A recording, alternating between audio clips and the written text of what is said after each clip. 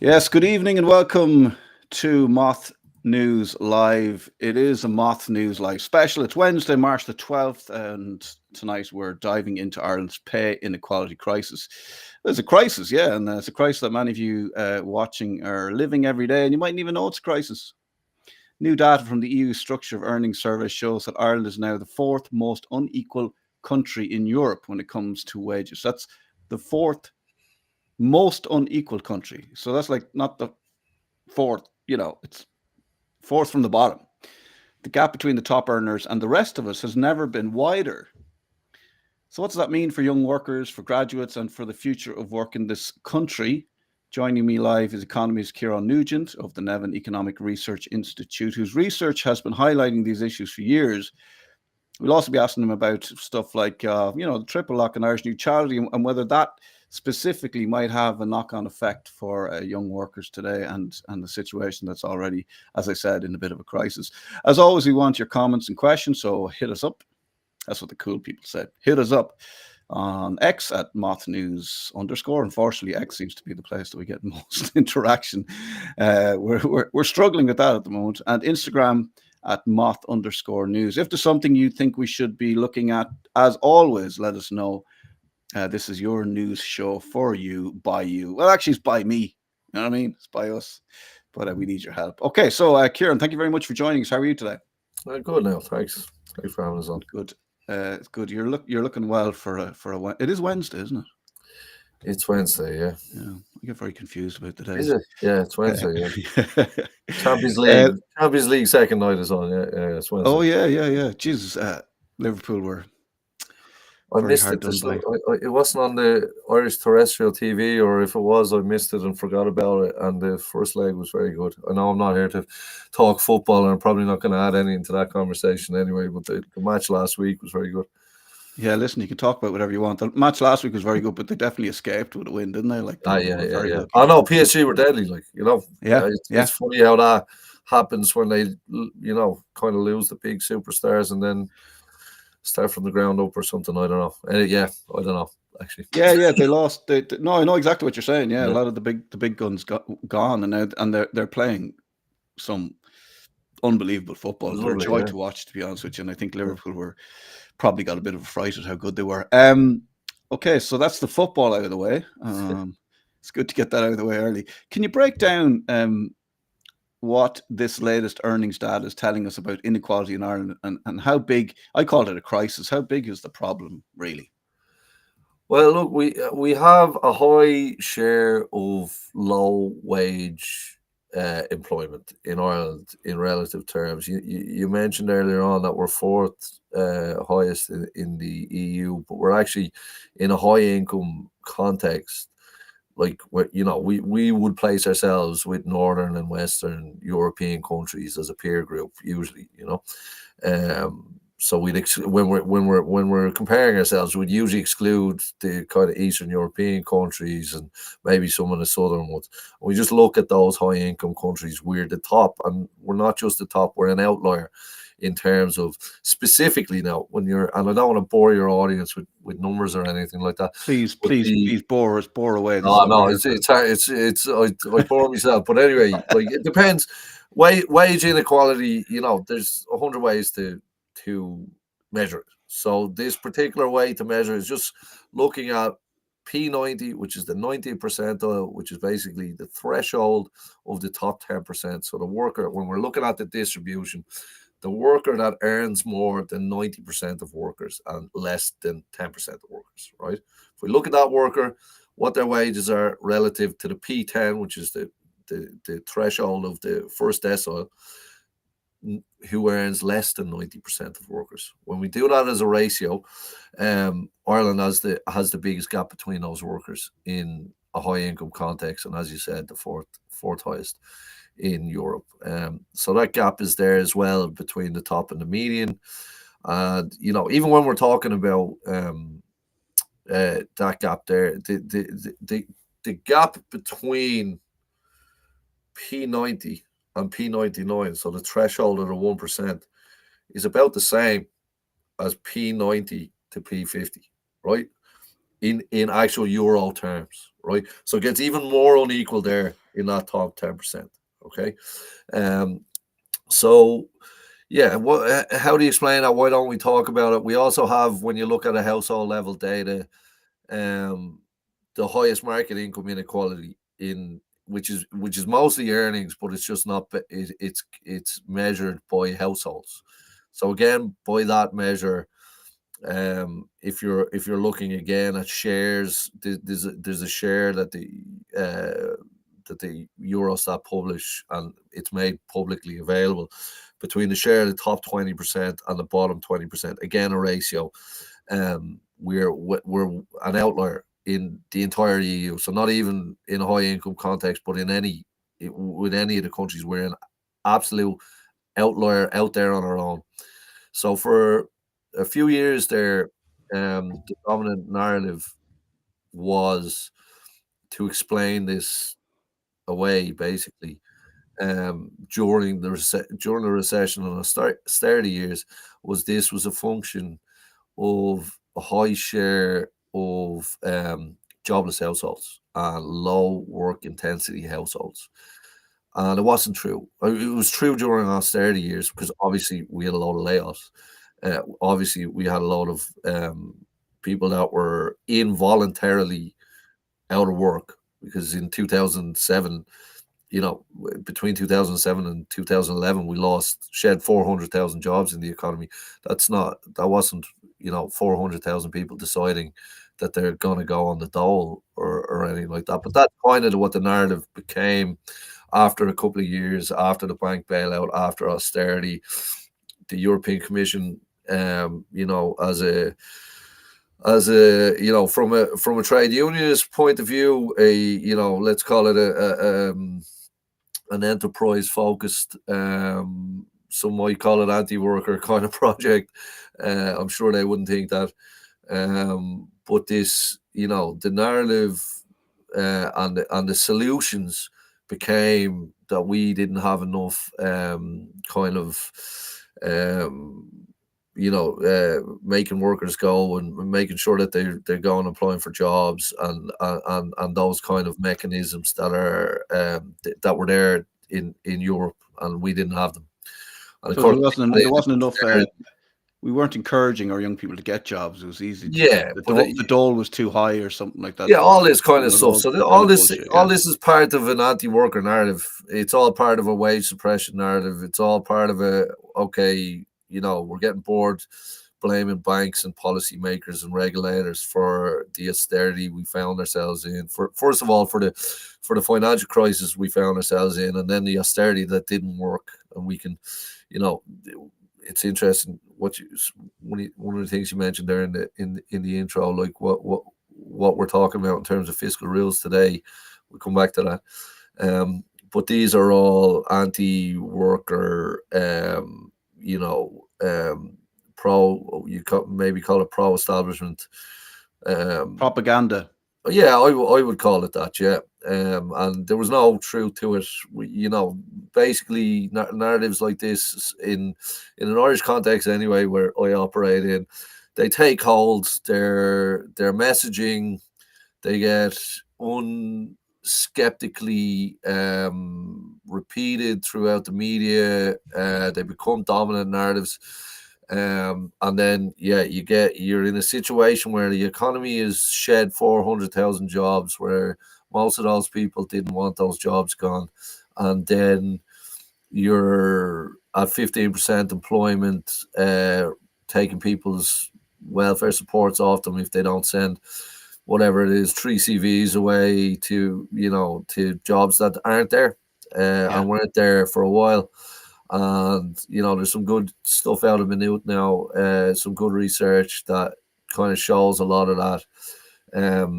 A lot of the administration of those rules and stuff like that is all just box ticking civil service that don't really know what jobs are available or don't have the skills to be advising workers. And again, now it's not a problem because we do have a very good employment situation. But that was the going narrative to legitimize austerity, and of course Ireland was the poster child of austerity. We were the first ones to grow back, and Europe needed a win on all that stuff. Since then, they've all admitted it was a terrible mistake, pretty much. The European Central Bank have said it, the IMF have said it, and the thing is, they knew it beforehand. Everybody knew it beforehand. There was no, it's without again boring your listeners, but it's called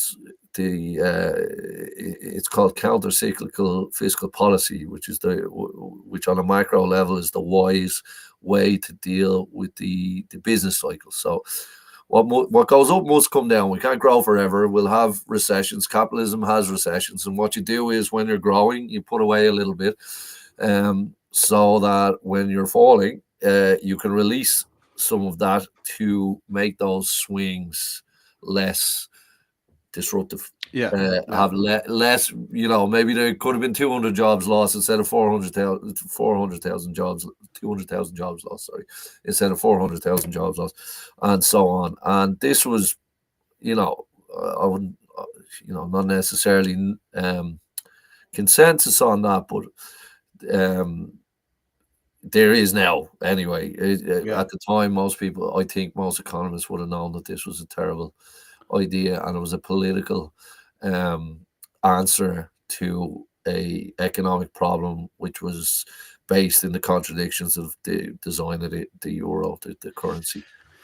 So on the face of it, when I'm taking from this, on the face of it, you'd look at our wages and what people are paid, and if you look at the highest earners, you go, my, people can really earn in this country. But actually, when you look at what the lowest earners are earning, and I suppose in light of the austerity thing, we were told, like, certainly civil servants, and then the knock-on effect was like the private sector as well. We can't pay you more, and actually, you know what, we're going to have to, you're all going to have to take a pay cut. Like, the most high profile being the likes of Ryan Tubridy, God love him, had to take a 15%. But I'm using that as a sort of a jokey example of, like, at that time, I worked somewhere, everybody worked somewhere.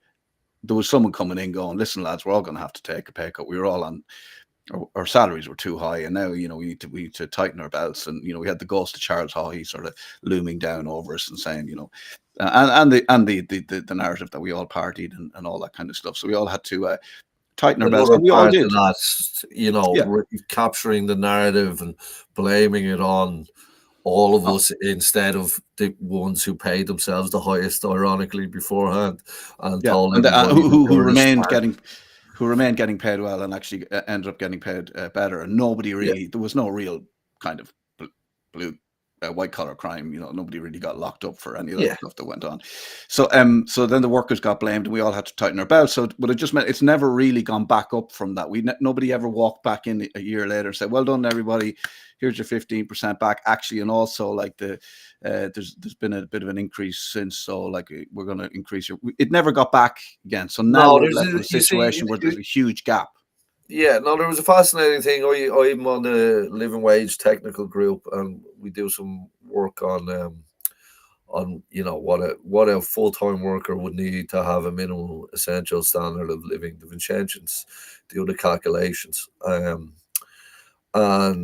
for 8-9 years or something, there was no increase in the minimum wage. Now we had pretty much zero headline inflation. Now, of course, that inflation masks costs that different families might have. So, homeowners versus renters, increasing people who haven't bought or moved out yet, things like that. But for years, there was no increase in the minimum wage because there was no inflation. And then as soon as there was inflation, there couldn't be an increase in the minimum wage either because they were afraid of a wage-led spiral. And now, that's kind of not really talking about that. There was, especially now in the last month or two, there's been an increase ahead of inflation for the first time in ages. I mean, there were a couple, but they were soon eaten up by inflation in the last couple of years. And that doesn't look like it's going to happen now because inflation is brought under control. Who knows? Let's see what kicks off in Ukraine again. I don't have high hopes for that stuff. And that could be something putting pressure on prices coming down the line. So you see how that works, like, and now we have actual average wage increases now, mostly at the top, but we have inflation falling. So this, the kind of wage-led inflation argument, which is anti-worker, um, is kind of, they've just gone quiet about it now, and that's all we were hearing there for a couple of years. And it's all this adults in the room, wage kind of suppression is the dominant narrative of how we got out of austerity, which it wasn't true. What grew us out of austerity were actually high wage sectors that were unaffected by the austerity. IT, the American ones, IT and pharmaceuticals were the ones that kicked off our growth at around 2011, 2012, and went on to 2015, and then other things caught up. So in the meantime, because we took over the banks, or at least AIB, and there's a lot of older voters who didn't like sitting on houses that were worth less than they bought them. There was pressure to reinflate property prices, right, which was the real problem. So you've got this inflation of property prices at the same time as an adult in the room, we're keeping wages down. That's the main thing that we should be doing. So anybody that kind of came after a certain point is feeling that now. We've got more. We've had a bigger increase in adult children living at home than in any other country in the EU. It's doubled since 2012, depending on how you measure it, but I go with the 25 to 34-year-old group to head off any kind of like, oh, they're just students kind of thing. But I don't know why students shouldn't be able to afford rent on a working in a shop for the weekend, which I barely did it, but I did it when I first went to college. But that's what being a student's about anyway. We basically have this dynamic now of rent doubled, more than doubled in 10 years. Wages have hardly increased, at least relative to inflation. And we've got, again, in a scenario where we're at record employment, we've got as many young people leaving for Australia as we had in 2013. Now we've got a lot of denial about what that means. We've got, people, I think, cynically throwing kind of, making this a grey area as, oh, are we really in a housing crisis? Everybody's in a housing crisis. People once they move to Australia, they're going to find out it's not so great there, and just this stuff that I think is designed to slow down any kind of radical action when it comes to tackling house prices. So we're talking about wage sufficiency. We have high wages. We do have high wages relative to other European countries, but in the context of the cost of living, Ireland is the most expensive country in the EU again. It switches between us and Denmark, but Danish wages are higher than our wages. So that might, that's what young people, young adults who, there's a social contract there. We're also among the highest educated. When I say highest educated, I don't, the language there is a bit iffy, but like, we're more likely to have qualified third level education than pretty much any other European country. And Irish women in particular, young Irish women, are the most likely to have a third level education of any group in the whole of Europe. So at the same time, they're stuck at home. Their wage package in euros might look okay relative to other countries, but it's not going as far. And there's parts of that as well with the Irish welfare state. We have more out-of-pocket expenses than other countries would have, than workers in other countries would have. If you're comparing wages at the bottom 20% of Denmark versus Ireland, they might look the same. But the Danes, might have childcare that's half the, even less than, it's way less than half the cost. Housing way less the cost, way less than half the cost, Healthcare. etc., etc. So They when can you're actually get a GP and stuff like that. the So, GP, so not are ring a we? GP and then be told you can't come to Friday, and then just not bother him by Friday. Then, And when you do arrive on Friday, you'd be sitting in a room for 10 hours. So am I to believe that this could be is this fabricate? Is this something we could fix? Because you mentioned there, like, oh, sure, they'll realize that when they go to Australia, it's not all rosy over there as well. Like, I mean, I'm not, and we shouldn't be interested in whether other countries have a housing crisis. We should be interested in fixing our own housing crisis. well, But is that's this? Are people so busy? We're being made to feel like it's our fault, as in, like, we're working away, we're working hard, and it's like, well, if you work hard enough, you'll get there. Meanwhile, the top earners are earning more. The squeezed middle, I suppose, is what you'd call them, like, are working their arse off. They're not getting the healthcare, they're not getting the housing, they're not getting they've no money left in their pocket once the big shop is getting bigger. All this kind of stuff is happening. We kind of feel like it's our fault. We don't know why it's happening. So this news really isn't getting out there. Could it be fixed? Is there I a mean, there's solution? loads of, there's, I mean, like, what do we want? Do we want to be like Sweden? Like, that's the kind of thing. That's the questions, the development model. Being a borderline or full on tax saving makes, pushes prices up. Okay. And that's where a lot of the inequality lies. It lies from high earnings in IT, which is a function of low taxes as well. A company can pay high wages if it's paying lower taxes. It's what's his name now? What Conor McCabe calls the comprador part of that, which is the lawyers and the accountants that facilitate that model, and they're all based around Dublin, mostly. Some in Cork, some in Limerick, some around North Kildare. And so there are high wages for a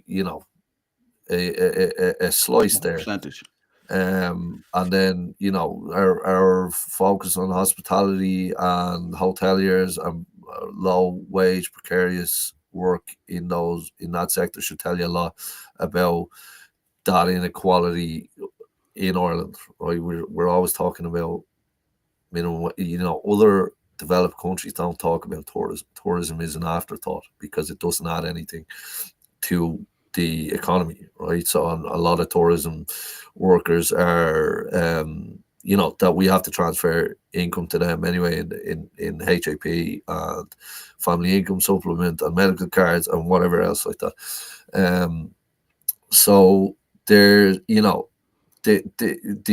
government, the last government, commissioned a big report on how we might increase taxes, which is the problem, right? We're told we're a high tax economy as well, because the likes of Newstalk and independent news media, and maybe part of what you were saying earlier on about Ryan Tubridy and overpaid presenters in RTE, have, don't like the 50% or 48% high, the high rate on income tax. So there's a kernel of truth in all good propaganda, and that's the one they focus on, and everybody talks about it.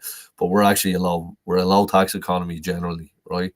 The Commission on Taxation and Welfare set out, and it was a broad-based project of a lot of economists from all across the ideological spectrum to come together to try and get a 500-page document to say, here's international best practice, here's what we can level up here and there to gather more tax, to have a better welfare system. Maybe bring childcare into public ownership. Maybe make public transport cheaper. Maybe pay our teachers better entry wages, our nurses better entry wages, whatever else it is.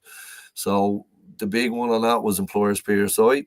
We have a very low rate of that. And of course, it's all business. It's workers that are paid at the overcharge. So there is a good there's a line there from the radio that some people find convincing, where they won't realize that actually, in other countries, in Denmark, the employer pays twice as much into big social pot that will be your pension, or will be your sick pay, or will be whatever, a bunch of different things that we don't have.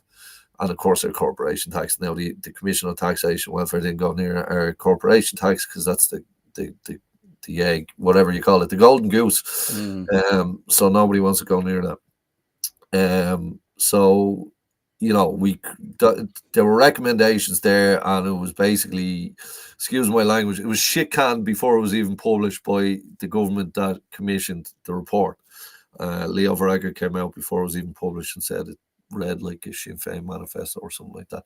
Now, that says a lot as well, because it was a broad spectrum of academics who put their names on this. Like some chapters not everybody agreed on. You don't have to sign their name to everything, but they still came up with a document that took them 2 years, and it went nowhere. And in fact, a lot of the stuff that they recommend, it looks like they're doing the opposite. Inheritance tax is one of the things, because most, we're talking about inequality. Most wealth is inherited, and we actually have low levels of inheritance tax, and a lot of people out there think that this applies to them.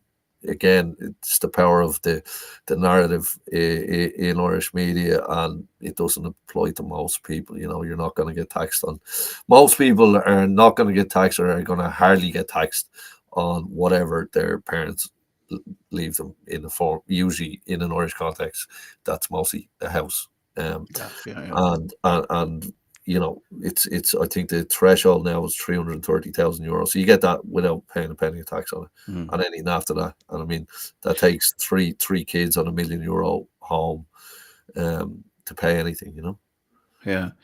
So I mean, like, it is a crisis. People don't realize it's happening. They don't realize why it's happened. They don't realize why it's been, the narrative, and why. I mean, I don't know if your findings and your research is being talked about much in, let's just call it, the mainstream media, for want of a better word. It doesn't seem to be getting much coverage. What can people do? Like, is like, what's the hope? What's the future? Where are we at? And is anything going to change? Well, join a trade union, get politically active. Can we trust our trade unions? Well, that's what I mean when I say join it and get active in the trade union. But being a union, entering a union isn't just about paying your dues. It's a union. It's the power of a union is the collective strength of its members and their efforts. And I think there is, there's debates there about the model of Irish trade unionism and the service model, and there's, it's overly managerial, and there's less kind of bottom up stuff, and there's less young people in Irish trade unions than there were, and membership is declining. But I know from experience it's discouraged. Yeah, from places I've worked in, it's discouraged. What's discouraged now? Just becoming a member of a trade union. Oh yeah, well, we don't have it. There's a legal environment there in Ireland as well that is anti-union, right? And relatively compared to other European countries, right? There's rights. We would have heard the likes of Michael O'Leary coming out like as Ryanair and going, he didn't want any of it. He got to. They organised, the pilots organised in Ryanair, and he had to eat some of that. And so there's a positive story there, and public sector unions are the dominant ones in Ireland, and they're the ones that are, even though they took cuts during austerity, they're still among the most highly paid workers, and they should be. And then some of the high end places, they're not. They'll buy off. If you get $100,000 a year, you're not gonna want the union, okay? Or it's not gonna be something you need. So there's realities there in terms of the difficulty of unionizing in those places. So it's about sectors, and it's about activity. and young people getting involved and young people just getting it. And I mean, there's trade unions. There's also, you know, a year and a half or so back, I can't even remember when it was. There was a housing demo, and there was nobody at it. So I don't know if people are deflated or apathetic or cynical. It could be cynicism about Irish politics. I hear that. But you can be cynical, but like you still have some power, and maybe this chatter around getting water charges in through the back door, but that seemed to be divisive at the time. It got people out in the street. Maybe that'll be the thing that kicks the off, straw. gets people out It in the was street. the last time that you know, that was the straw that broke the camel's back last time. You know, So we'll see. We'll see. I mean, you know, there's a lot of again, strong narratives in an Irish context, in Irish media, about, you know, immigration took over the last year. Politicians were able to hide behind their years of terrible policy and inactivity and failure, basically, and were able to successfully, I think, in a way, point at immigrants. Explain it away, yeah. And they have that line there for, you know, about service provision, and this is why you can't get a house and stuff like that. Now, I don't think they did that well, and I don't think they're going to do that well, to be honest. It's kind of fizzled out a little bit on a national level, at least since the election's gone. But you know, get politically active. Yeah, I don't know. Unionize and organize, and that's the way to do it. I mean, they'll try and crush anything like that. You saw probably 5 or 6 years ago when hundreds of thousands of people, young people, joined the Labour Party under Jeremy Corbyn, a fairly far left, at least it definitely would be considered that in an Irish context, and they destroyed that. Because of the threat that posed. So, you know, there's a lot of reality. You know, there's a lot of grown-up economics. There's a lot, you know, there's like last year, it was the average wages were going up, but actually what was going up was top wages were going up, and that was driving the average. And most people have not seen, you know, a little bit, but over 5 years, like really small incremental increases in their real wages. And if they're younger and have to buy a house or rent, then that's, you know, even worse and chipped away. So yeah, I think the problem is that people are so busy. If you've got a young family, if you've got a couple of kids, if you're trying to pay a mortgage, you know, they're so busy just getting from day to day that you don't actually have time to have a conversation with somebody or even look into why this is happening, which is a problem. So maybe the younger people coming through, but there again, like, you know, they're just trying to get their foot on this, you know, career ladder or property ladder, whatever it is. So maybe a bunch of them will come back from Australia. They've had time to, you know, maybe with clear heads and time to sit around and think, and maybe they'll come back with some ideas. We'll have to wait and see. But it's interesting information that I just don't think is out there, and I don't think people realize the reason why they're struggling. I mean, the lack of housing is one thing, but the rent increases, where they're coming from, why the wages aren't up there, and I think it's really interesting conversation to have. And I think this is really interesting research that you've done, and it needs to be out there, and people need to be made aware of it. So I appreciate it. Thank you very much for your time. I suppose we always have the football for now until they start taxing that now as well, you know. Yeah. Well, it's talking about wage inequality, like, you know. Go see Kylian Mbappe on his whatever it is, €600,000 a week or whatever he's on. Well, thankfully, if we had League of Ireland players on that, the whole thing would be skewed altogether. And they need a pay increase, isn't that it? Like, you know. There you go, FAI. There's the you know, most in your face corruption in the country, like, you know. But well, a lovely little example, a small sort of like model version of the country, really. You could say that, you know, where the people at the top were well, that is a bit cynical now. Hopefully not, but yeah. Yeah. Hopefully not. It's not that bad. Can't be that bad. Jesus Christ. Ciarán, thanks very much for all your work, and keep up the good work. And thanks for joining us. I'm sure we'll talk to you again. Have a good evening, and good luck anybody who's watching the football or just gone off to have a bit of a cry for yourself. Probably do the same, to be honest with you. Good luck. No.